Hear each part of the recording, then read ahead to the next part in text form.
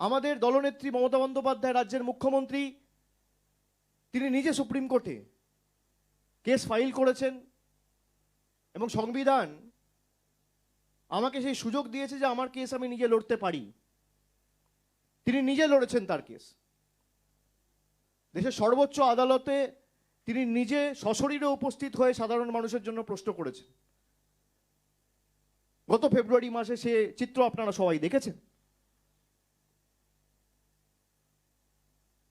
অন্যান্য যে বিরোধী দলের নেতানেত্রীরা আছে, না আছে রাস্তায়, না আছে কোর্টে, না আছে পার্লামেন্টে, কোথাও নেই, খালি টিভি চ্যানেল আর সোশ্যাল মিডিয়ায় যত বিপ্লব।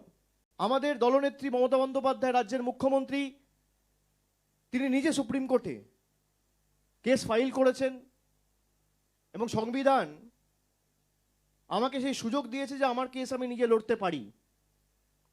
তিনি নিজে লড়েছেন তার কেস। দেশের সর্বোচ্চ আদালতে তিনি নিজে সশরীরে উপস্থিত হয়ে সাধারণ মানুষের জন্য প্রশ্ন করেছেন।